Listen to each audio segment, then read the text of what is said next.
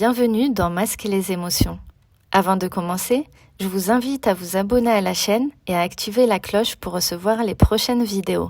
Et si la vidéo vous plaît, n'hésitez pas à la liker, à laisser un commentaire et à la partager autour de vous.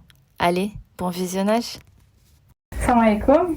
Alaikum salam. J'espère que vous allez bien. Oui, ça va, merci. Merci beaucoup d'accepter de témoigner dans Masquer les émotions. Avec plaisir. Et de partager votre histoire.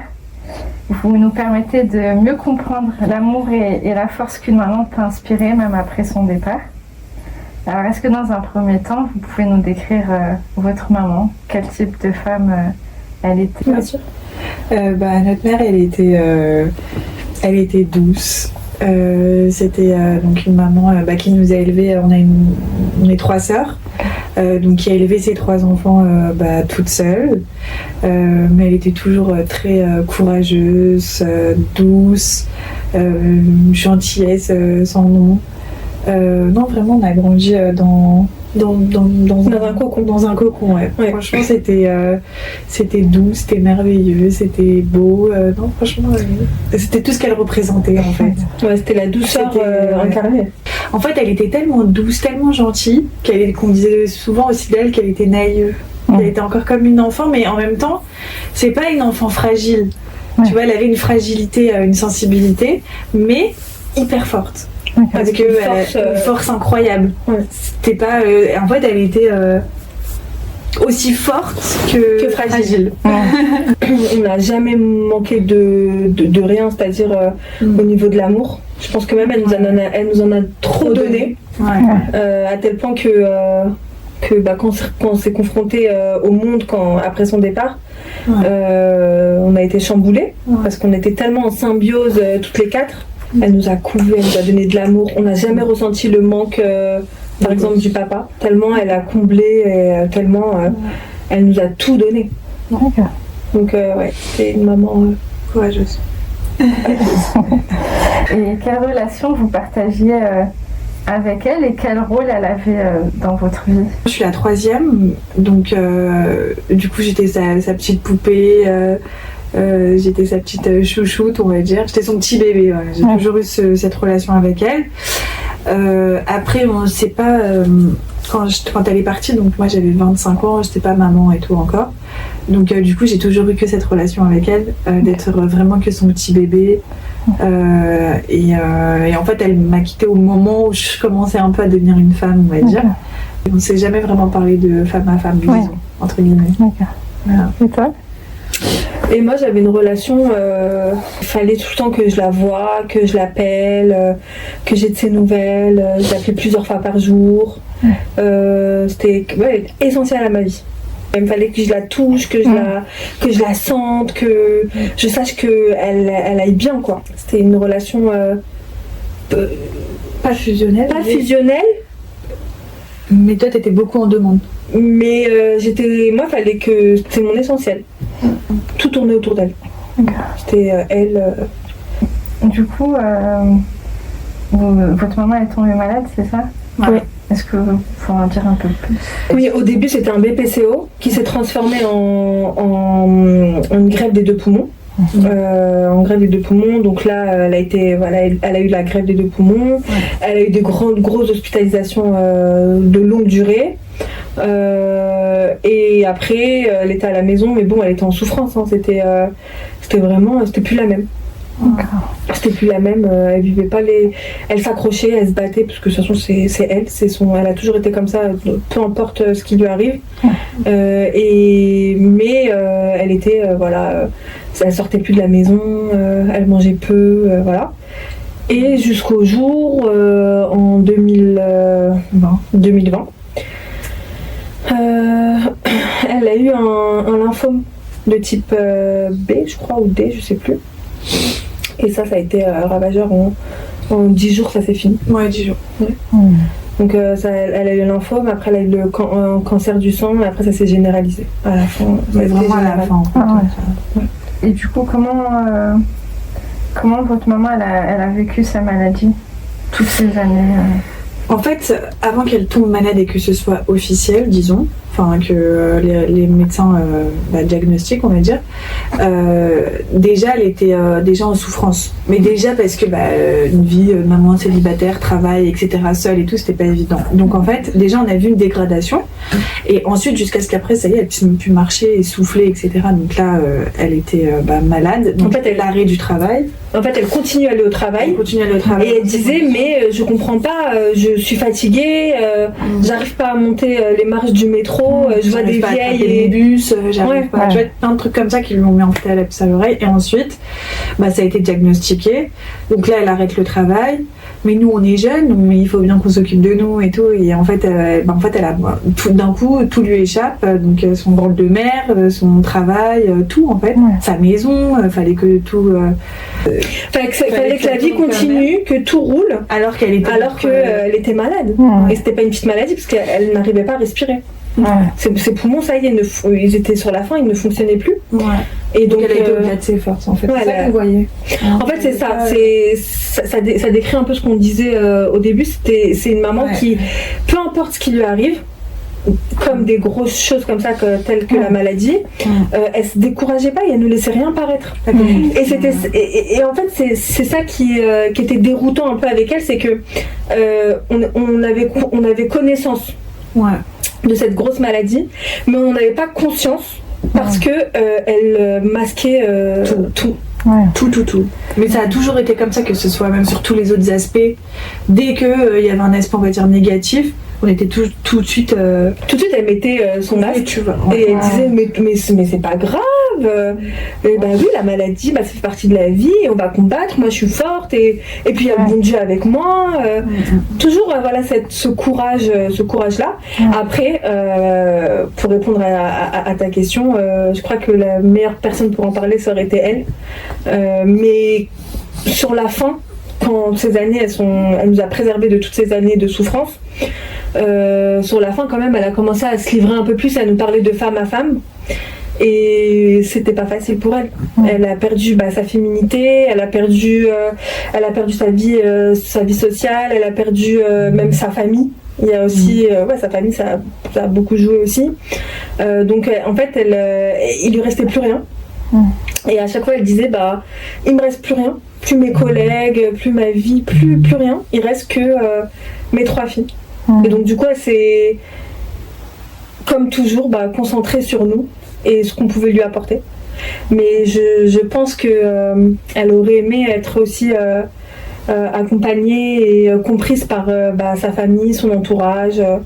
Mais bon, une fois qu'elle était en plein cœur de sa maladie, elle avait plus tout ça. Il y avait plus de ça, il y avait que nous. Et voilà. C'était compliqué. Et du coup, qu'est-ce qui l'aidait à traverser la maladie ? Dieu, déjà. Elle était très croyante. Et donc ses enfants et ses petits-enfants. Voilà. En fait, elle disait que ses petits-enfants, c'était... en fait, quand elle a eu son premier petit-enfant, elle a dit c'est mon second souffle.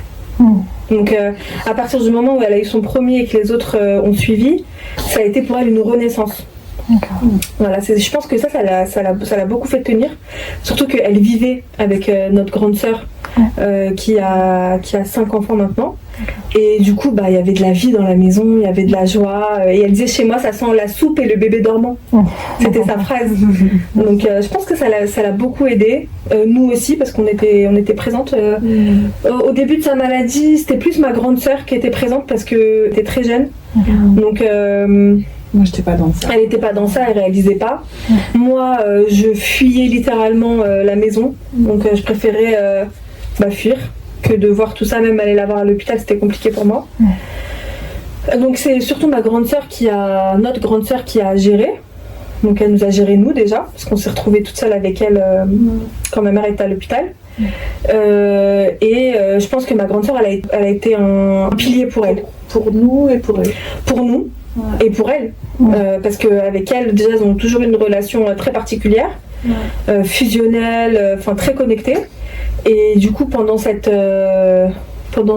période-là, c'est ma sœur qui parlait beaucoup avec elle, qui allait la voir, c'est même elle qui l'a convaincue d'accepter la greffe des poumons. Parce que ma mère au début elle était paniquée et c'est ma sœur qui l'a convaincue, qui lui a dit allez faut t'accrocher là, faut pas baisser les bras, on y va et de toute façon on est derrière toi. Plus les jours passaient et plus on s'est nous aussi. Ouais, on s'est encore plus impliqués parce que nous on prenait conscience des choses. Moi entre temps je suis devenue maman aussi, donc tout a pris un sens. Je me suis dit ah ouais, donc c'est donc ça. Et donc du coup il y a eu comme un espèce de noyau dur qui s'est formé encore plus qu'on l'était avant. Et de là on s'est pas lâché et c'était nous quatre contre la maladie. Et vous, en tant que fille, qu'est-ce qui vous a aidé à traverser la maladie de votre maman? Les paroles de notre mère. Ouais. Les paroles de notre mère, parce que malgré tout, malgré sa souffrance et sa maladie, elle nous maintenait en vie. Elle nous rassurait tout le temps.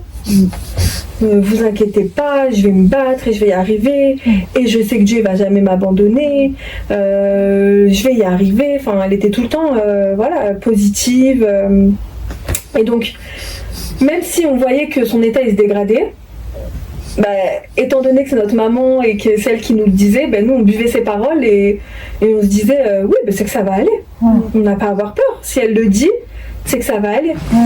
Et moi personnellement aussi ce qui m'a aidée c'est que même si, parce que comme j'étais jeune, en plus moi c'était je devais avoir pas 13 ans, un truc comme ça quand ça a commencé, donc j'étais en pleine crise d'adolescence, etc. et tout, donc moi j'ai eu beaucoup de colère envers elle. J'en ai beaucoup voulu parce qu'en fait je l'ai toujours vue faire face à toute difficulté, etc. Et j'en avais conscience, et ça depuis très jeune. Et en fait, je pense que je l'ai toujours vue comme un super-héros. Et quand je l'ai vue, on va dire, pas s'effondrer, parce qu'elle s'est jamais vraiment effondrée, mais quand j'ai vu que là, elle avait du mal à combattre, parce que c'est plus fort qu'elle finalement, maintenant aujourd'hui je le sais, tu vois, je lui en ai voulu. Et du coup, mais quelque part, je savais qu'elle gagnerait toujours. Je savais qu'elle prendrait toujours le dessus, je savais qu'elle arriverait toujours à faire face, et c'est ce qu'elle a toujours fait au final, tu vois. Donc moi c'est ça qui m'aidait, c'est que j'avais confiance en Dieu et en elle. Je savais qu'elle gagnerait toujours. Tu vois ce que dans ce sens-là. Et du coup, est-ce que vous aviez parlé avec votre maman de la possibilité d'une séparation? En fait, si tu veux, pour moi en tout cas, je sais pas pour toi si tu l'as vécu comme ça, pour nous c'était presque un non-sujet parce que c'était pas possible qu'elle parte. Tu vois, on a toujours eu l'impression que c'était un rock, qu'elle allait survivre à tout. Et d'ailleurs, c'est toujours ce qui s'est produit. Face à toute difficulté, elle s'en sortait toujours d'une manière ou d'une autre. Et même la maladie. Parce que combien de fois on nous a dit oui, là c'est critique, parce que là on te l'a fait en cours, mais il y a eu plein d'étapes où c'était just. Et pour autant, parce qu'il y a eu une étape aussi où elle était dans le coma. Elle a fait un coma, etc. Et elle revenait toujours. Et tu vois, il y a eu de longues hospitalisations où elle revenait toujours alors qu'elle était dans des états critiques, etc. Donc, du coup, pour moi, c'était pas possible. En fait, on n'en a jamais parlé clairement. Parce que, comme elle a dit ma sœur, on l'a jamais vue en souffrance.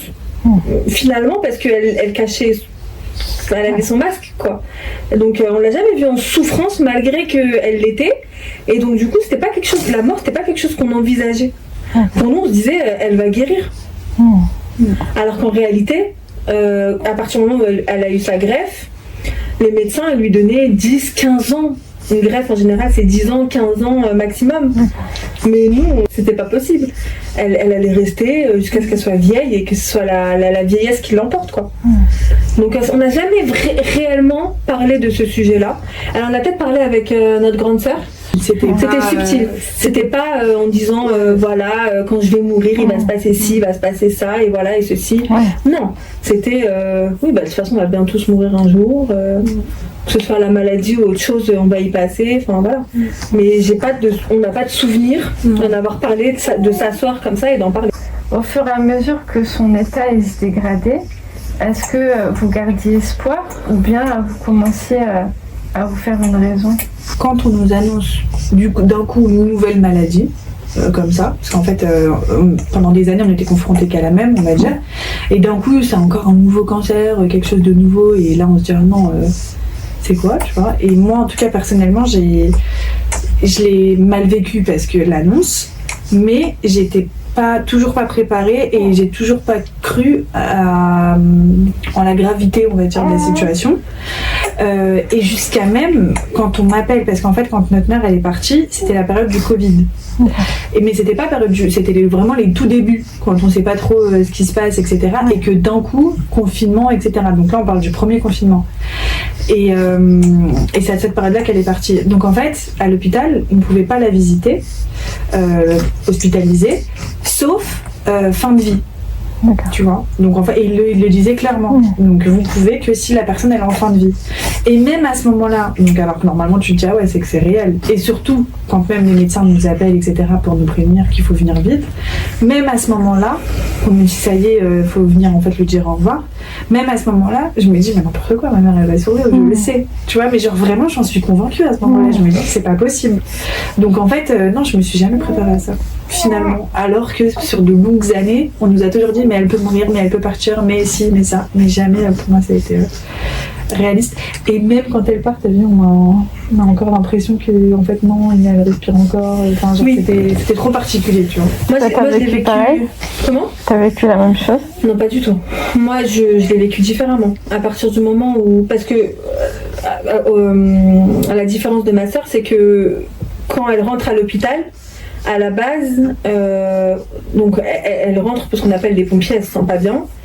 Et c'est moi qui l'accompagne. Et donc du coup, je reste les 10 premiers jours avec elle en hospitalisation, où les médecins sont positifs. Ils disent que elle va s'en sortir, que là c'est 2 maladies différentes, que d'habitude c'est les poumons, mais que là c'est un lymphome, que c'est le sang. Mais que elle va partir à l'hôpital Saint-Louis, que ça va être traité, elle va faire une chimio et que ils ont déjà vu des cas comme ça et que ça va aller. Et je vois ma mère qui est prête à se battre de nouveau et qui me dit oui ça va aller.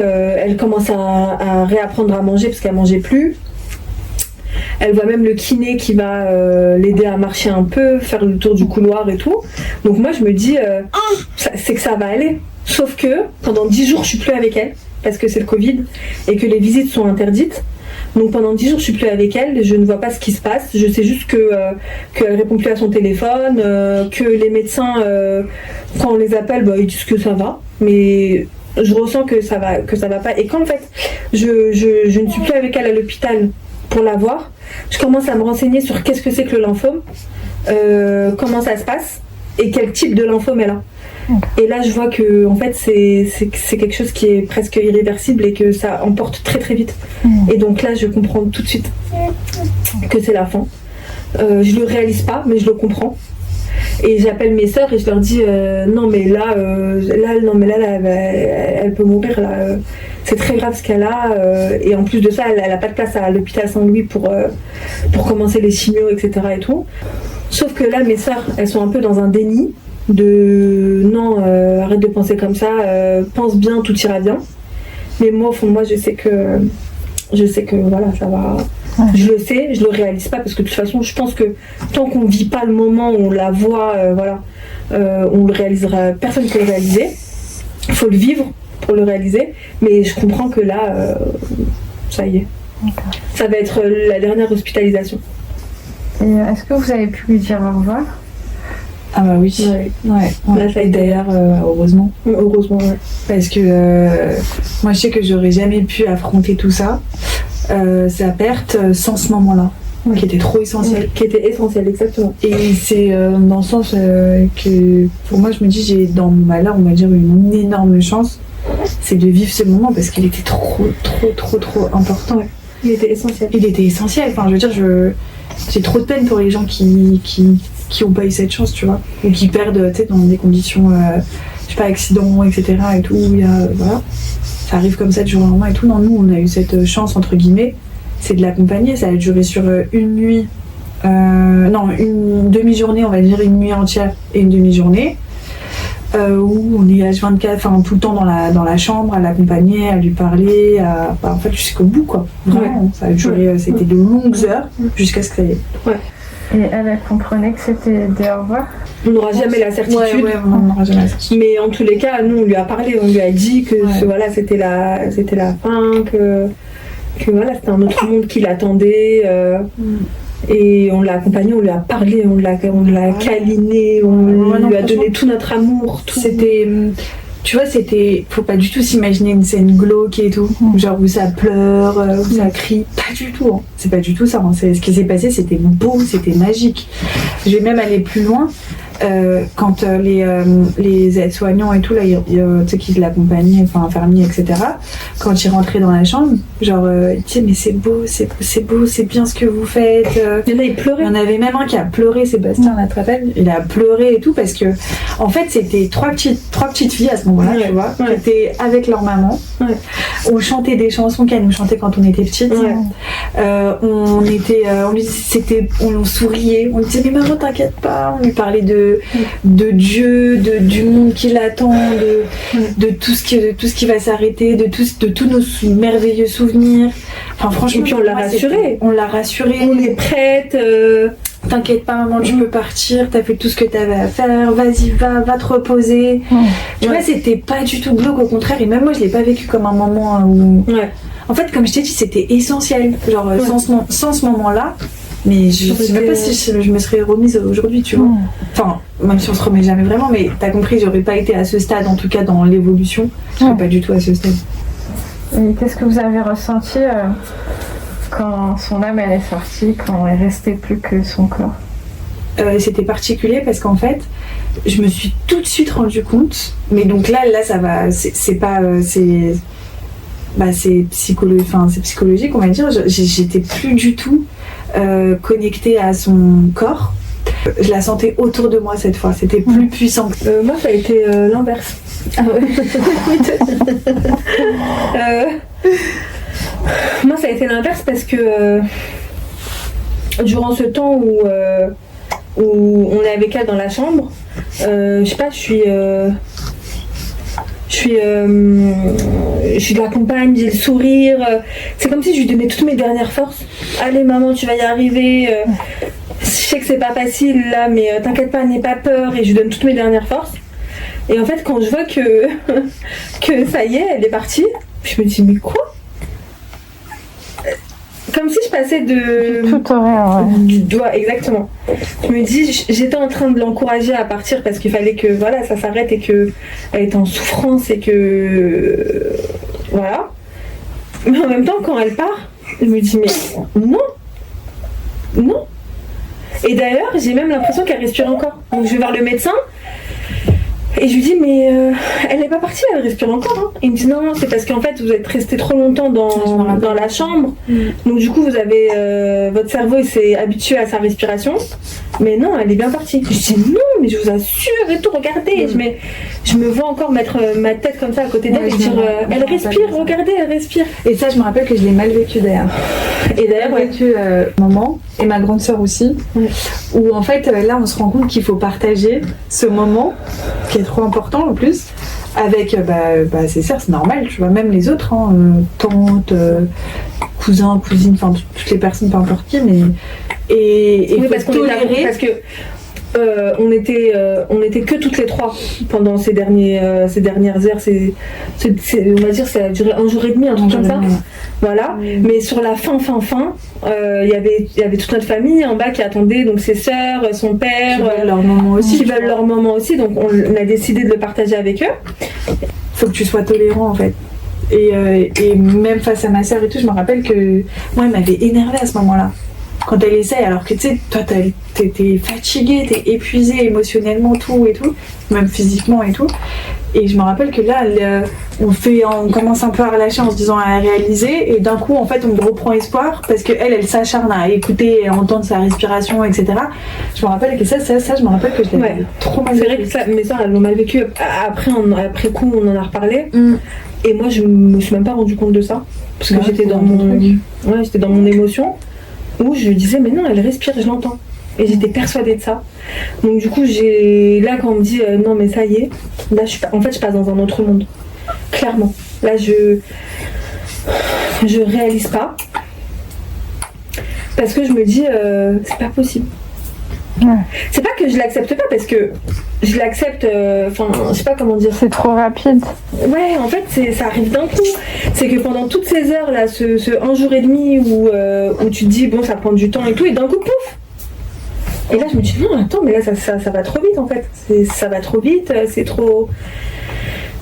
Et en fait, je sais pas, après là, je pense que je rentre dans un autre monde.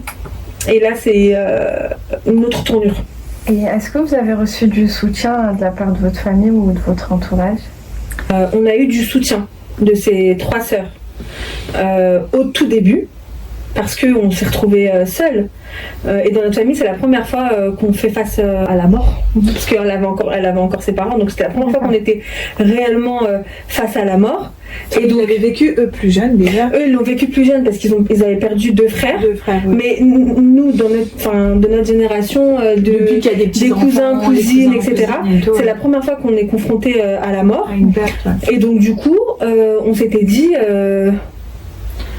que tout de suite la famille elle allait se ressouder encore plus, on était plein d'espoir, et en sachant que quand on traverse ce qu'on a vécu, on se raccroche à tout. Un soutien, une parole, un regard, un geste, un appel, tout de suite ça va être décuplé. Ce qui fait qu'il y a nos tantes qui sont là, donc par des appels, par un soutien, un soutien psychologique on va dire, mais très vite ça s'estompe. Très vite ça s'estompe, très vite chacun reprend sa vie, chacun vit son deuil de leur côté, et on pourrait pas dire qu'on leur en veut parce qu'en fait c'est leur sœur aussi qui est partie, donc ils vivaient leur deuil, ils ont leur famille, leurs enfants, etc. Mais nous très vite on s'est sentis seuls, donc ce qui fait que on s'est on s'est rattachés qu'en fait à ce moment-là entre nous, on est que toutes les 3. Pour moi à ce moment-là il y a plus rien qui compte vraiment que parce que ce dont j'ai besoin je l'ai que de mes sœurs, et même là on est toutes les 3 dans notre deuil et tout, donc en fait même là il y a même des failles, tu vois, au final, alors que on a tout fait, mais en fait le soutien, moi personnellement le seul soutien qui m'a concret, après ça c'est personnel, mais c'est ma croyance, c'est ma foi, c'est Dieu. C'était tout. Il y avait pas. Je pense que il y a personne à ce moment-là qui peut vraiment t'apporter du soutien. Moi mon mari ça a été ça a été mon pilier. Je voulais pas faire porter mon deuil à mes sœurs. Mes sœurs ne voulaient pas me faire porter leur deuil. Donc on se préservait malgré tout. En fait, entre nous, on devait trop composer en fonction de ce que... parce qu'en fait, on était toutes les 3 au même titre à avoir perdu notre maman. Notre maman. Ouais. Donc elle, en fait, je pense que face à son mari, au moins elle pouvait en parler comme elle veut, etc. Il a été d'un soutien sans faille. Et heureusement qu'il était là, parce que j'aurais pas pu. Bien sûr qu'il y avait ma croyance qui m'a porté. En fait, ma croyance ça a été la chose la plus forte de toutes, parce que c'est ce qui m'a. C'est la seule chose, je pense, qui t'aide à accepter. C'est ce qui m'a fait accepter tout de suite la situation. Ouais, ça c'est la seule chose qui te dit bon, t'acceptes, c'est comme ça, parce que tu sais que une fois qu'elle est partie, qu'on a passé l'enterrement, tout ça et tout, la seule chose qui m'a fait tenir et qui m'a fait accepter tout de suite, c'est ma religion. Mais après, il y a le après, il y a la vie, il y a le quotidien, il y a nos enfants, on doit s'occuper de nos enfants, etc. C'est mon mari qui pendant jusqu'à maintenant qui a été d'un soutien sans faille, et heureusement qu'il était là. Et moi pour ma part c'était ma meilleure amie, voilà, ma meilleure amie avec qui je pouvais vraiment en parler librement autant que je veux, autant que c'est la seule avec qui... et sur du long terme je te parle, tu vois. On profite de cette vidéo pour les remercier alors. Ah oui, totalement. Merci à mon mari, heureusement qu'il a fait partie de ma vie à ce moment-là. Et qu'est-ce qui a été le plus dur les jours qui ont suivi, les jours et les mois qui ont suivi? Le manque. Ouais, le manque. Les premiers moments, donc les premières semaines, on va dire, en fait, j'étais un peu comme si j'étais un peu entre deux mondes, dans le sens où j'étais encore trop connectée à elle. C'était en fait c'est bizarre ce que je vais te dire, mais il faut que tu le comprennes, dans le sens où j'ai l'impression même presque que c'était les plus beaux jours de ma vie, bizarrement, tu vois, dans le sens où c'était trop beau. En fait j'étais trop portée par ma croyance, on va dire, donc par Dieu. J'étais trop portée par Dieu, j'étais trop connectée à elle, c'était puissant, tu vois. Et comme avant En plus qu'elle parte, moi j'étais un peu en litige avec elle. On avait du mal à se comprendre. C'était pendant de longues années, tu vois. Parce que moi j'étais en pleine crise d'adolescence. Après ça, j'étais une jeune fille. Après ça, enfin tu vois, j'étais pas encore une mère, etc. Donc du coup, c'était hyper conflictuel. Et en fait, à ce moment-là, j'ai l'impression que je la retrouve. C'est bizarre ce que je te dis, mais moi à ce moment-là j'ai l'impression de retrouver ma mère. Je la sens, tous nos souvenirs, tout ce qu'elle est, tout ça, tu sais, je suis vraiment à fond dedans, je suis avec Dieu. Tout ce qui arrive dans la vie, je le prends bien, je relativise sur plein de choses. Et en fait, petit à petit, plus le temps avance, et plus ça s'estompe, et plus c'est dur. Tu vois, et aujourd'hui même, voilà, mais il y a d'autres choses qui me portent, etc. Mais finalement, je l'ai mieux vécu au début que maintenant ou même après où là c'est encore plus dur. Okay. Ouais. Okay. Moi ça a été le manque physique, fallait que je la sente, fallait que je la touche, et en plus comme j'ai dit au tout début, moi je l'appelais tout le temps, je l'allais la voir tout le temps, je l'appelais tout le temps, le week-end j'étais avec elle, jusqu'à elle me disait non mais tu vas pas venir tout le temps, c'est bon, je vais bien. Quand je l'appelais le soir à 23h pour lui dire bonne nuit, tout va bien, et que je l'appelais le lendemain à 7h, elle me disait il s'est rien passé cette nuit, tu vois. Et donc du coup c'était tout ça qui me manquait. J'avais besoin de l'appeler, de la voir, de la sentir, donc c'était vraiment le manque. Et est-ce qu'il y a des moments où vous vous êtes senti perdu? Ouais, oui. Moi, il y en a eu. Ouais. Moi, déjà parce que j'étais à ce moment-là, en fait, je me retrouve vraiment seule dans le sens où, comme on t'a dit, tu sais, notre père, il n'a pas été présent, et il est même, on n'a pas un père présent. Et aussi, j'avais pas d'enfant, pas de mari, tu vois, je vivais avec elle. Donc en fait, c'est tout un monde qui s'écroule, tu vois, autour de moi. Au-delà de la perte de ma mère, c'est aussi toute la sécurité qu'elle m'a apportée, qu'elle soit, tout, en fait. À ce moment-là, c'est vraiment tout qui s'écroule. Tu perds ton foyer. Ouais, je perds mon foyer, je perds ma mère, je perds tout. Tu vois, c'est au-delà de, faut remballer ses affaires, faut toi te trouver un nouveau toit, enfin voilà. Et du coup, donc déjà là, je me suis sentie perdue sans elle. Et puis après aussi, il y a des moments où il n'y a que elle qui peut te comprendre, il y a que elle qui te connaît, il y a que elle en plus qui t'apporte cet amour inconditionnel, tu vois, il n'y a qu'une maman qui te l'apporte ça.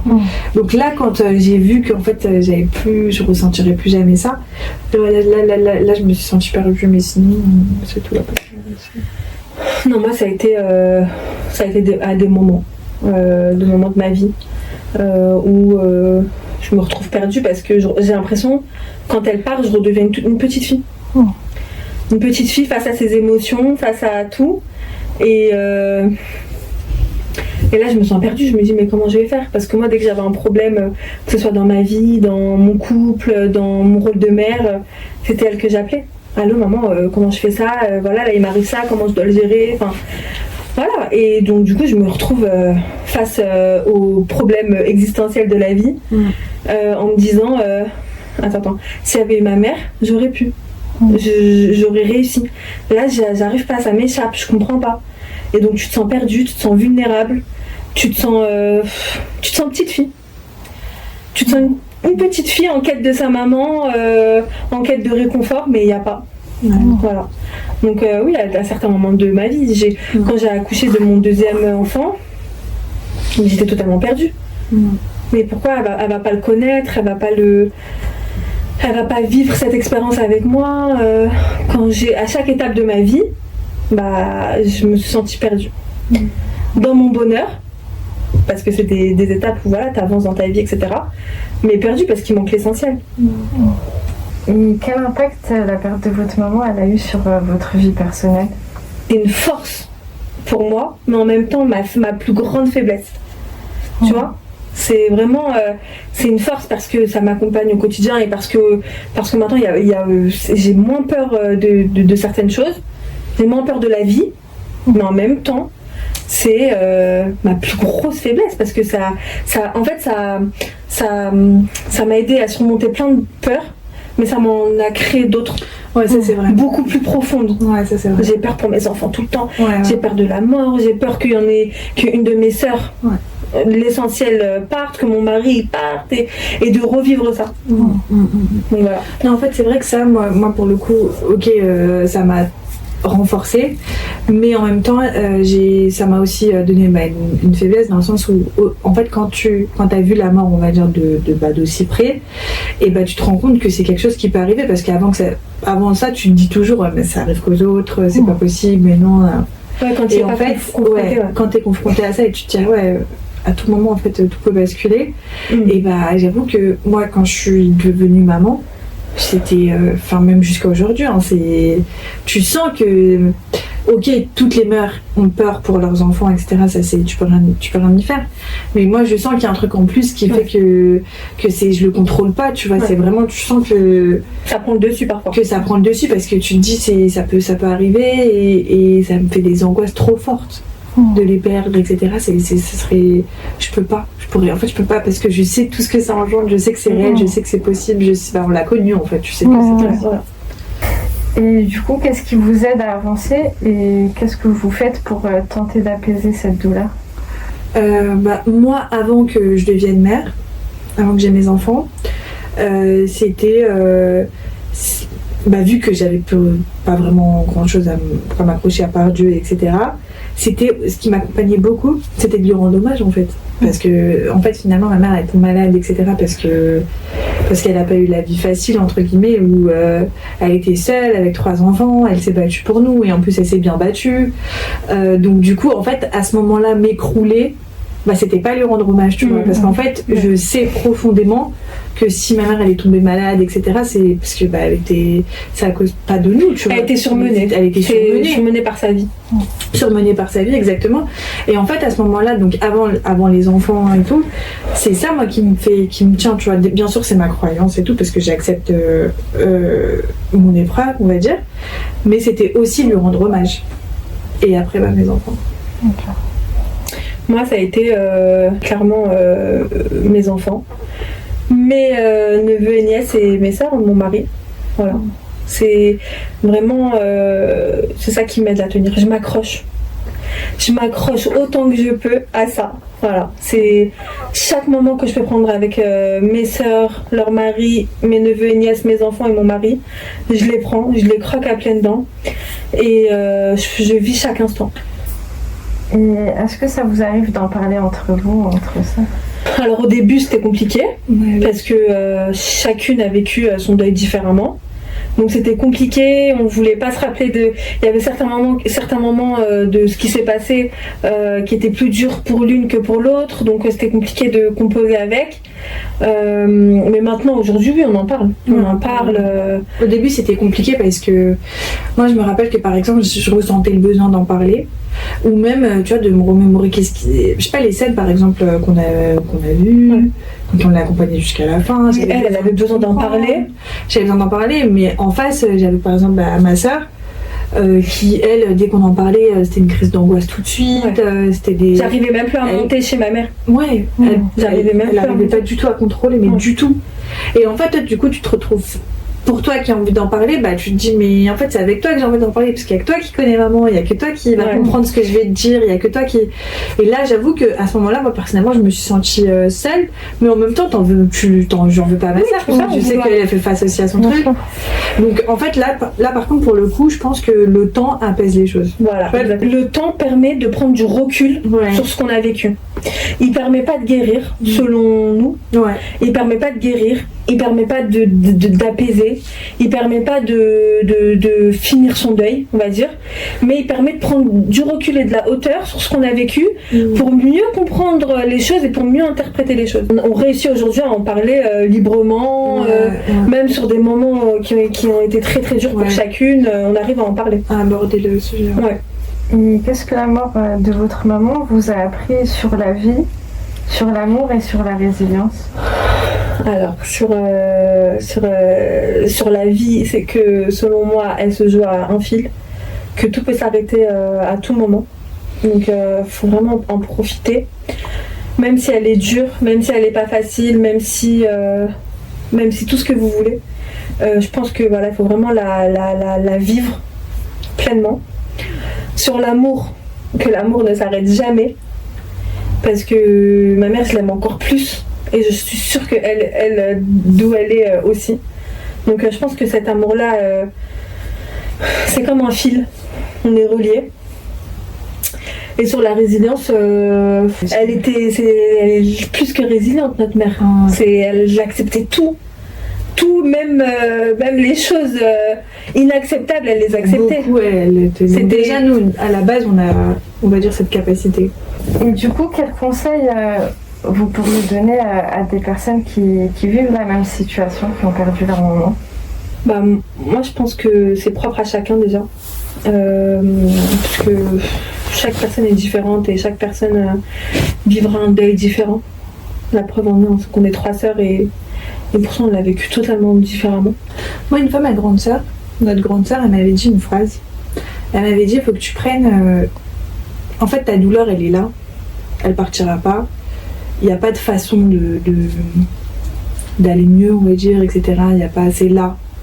Et en fait, elle m'avait dit une chose, elle m'avait dit, donc tu as juste à la prendre par la main et elle t'accompagnera. Donc donne-lui la main, de toute façon, elle est là et elle partira pas. Donne-lui la main et avance. Tu vois, et en fait, prendre conscience que ça partira pas, que maintenant ça fait partie de toi. Qu'il faut pas lutter. Ne lutte pas, parce que c'est pas vrai, tu vois, le truc de... Parce que moi j'ai lutté, par exemple, je suis l'exemple type de celle qui luttait pour retrouver sa vie d'avant. Mais en fait, ça n'y arrivera jamais. Oui, il y a un avant et un après. Il y a un avant, un après. Et en fait, il faut juste l'accepter tout de suite, sans se poser mille et une questions, sans être dans la colère de quoi que ce soit, ou sans en vouloir à personne, parce que de toute façon, c'est la faute à personne. C'est comme ça, c'est la vie. Ça nous dépasse. La vie, c'est des choses qui nous dépassent déjà, premièrement. La vie, elle est faite de la mort aussi. Et que, voilà, comme elle a dit notre grande sœur, faut juste prendre la main et avancer avec elle. Avancer. Parce que de toute façon, voilà, exactement. Et quel conseil vous donneriez à des personnes qui ont encore leur maman? Oh là là, oh là là, alors là, moi je dirais la maman c'est le plus important parce que le jour où elle est plus là, franchement c'est le monde qui s'écroule. Et peu importe la relation qu'on peut avoir avec sa maman, que ce soit une très bonne relation, une relation normale, moins bonne ou même conflictuelle, il y a une partie de nous qui s'en va. Et ça, je reste persuadée que c'est pas pareil qu'un papa, qu'une tante, qu'un oncle, ou même une sœur. La maman, c'est... faut en prendre soin, faut l'aimer, faut lui montrer qu'on l'aime. Faut essayer de l'apaiser le plus possible et partager le plus de moments avec elle. Parce qu'on a tendance à nous laisser aller par notre vie, avec nos enfants, notre travail, notre mari, etc. Mais en réalité, je pense qu'il faut revenir à l'essentiel. Il faut revenir à l'essentiel et se dire que à tout moment tout peut s'arrêter et la maman, elle a une place particulière. Voilà. Moi, je sais que personnellement, mon plus grand regret, c'est de pas lui avoir parlé, d'arranger notre relation, tu vois, et de rester, tu sais, dans ma colère, etc. Ça, je sais pas si quelqu'un a de la colère dans mon incompréhension. Ouais. Si quelqu'un ressent de l'incompréhension ou de la colère vis-à-vis de sa mère, etc. Mieux vaut en parler. Et quand bien même t'as une maman qui comprend pas et qui reste campée sur ses positions et voilà, je pense selon moi que c'est à toi de faire le pas vers ta maman et d'essayer d'arranger les choses et de composer avec ce qu'elle est et d'accepter qui elle est et au moins t'auras pas de regrets parce que le jour où elle part, c'est dommage. Et du coup, si vous pouviez dire quelque chose à votre maman, qu'est-ce que vous lui diriez? Alors là, trop de choses. Ah ouais, trop de choses. trop de choses parce que... Trop de choses parce que moi, personnellement, depuis que je suis maman, je comprends 10 fois plus de choses. Tout prend Un sens. Et du coup, j'ai envie d'aller la voir et de lui dire, mais maman, c'est ça que t'as vécu et c'est ça que tu faisais pour nous apaiser et voilà, nous donner tout cet amour, alors qu'en réalité, toi aussi, t'es en souffrance. Elle avait ses souffrances et pourtant, elle ne laissait rien paraître. Et aujourd'hui, moi qui suis dans cette situation-là où je dois composer selon mes enfants, etc., je me dis, ah ouais, c'est quelque chose. Et du coup, j'ai envie de lui dire, mais merci 1000 fois de nous avoir donné autant d'amour, nous avoir aimé comme t'as jamais aimé, nous avoir tout donné, de nous avoir aussi bien préservé, alors que accompagné face à n'importe quelle situation. Et surtout nous avoir comprises. Parce que ma mère, on pouvait parler de tout avec elle, mais de tout, et jamais elle était dans le jugement ou quoi, elle était que dans l'accompagnement et l'amour. Et rien que ça, merci 1000 fois. Merci 1000 fois pour tout cet amour. J'espère qu'un jour je donnerai le quart à mes enfants que ce qu'elle nous a donné, tout simplement. Ouais, je suis d'accord avec elle, franchement. Si je pouvais parler avec elle, ça serait de ça surtout. Ouais. Lui dire mais bravo. Comprends, bravo. Au moins, en fait, lui dire qu'elle voit dans nos yeux la reconnaissance et qu'on a pris conscience de tout ce qu'elle a fait pour nous et tout. Parce qu'au final, moi personnellement, je n'aurais jamais parlé avec elle de femme à femme, on va dire. De mère à mère. Ouais, c'est un petit bout de femme comme ça qui a réussi à tous ces exploits. Franchement, tu te dis, mais si seulement on pouvait lui ressembler un petit peu, ça serait déjà jackpot. Je tiens à vous remercier d'avoir partagé votre histoire. Votre maman était une personne incroyable et votre témoignage montre à quel point elle comptait pour vous. C'est un bel hommage à l'amour et à la force de votre maman. On demande à Allah de lui accorder le plus haut degré du paradis, de faire miséricorde, de vous rassembler tous ensemble dans le paradis et de vous préserver avec vos maris, vos enfants et de vous faciliter. En tout cas, merci beaucoup. Amin. Merci à toi pour ce belle interview. Merci. Salam.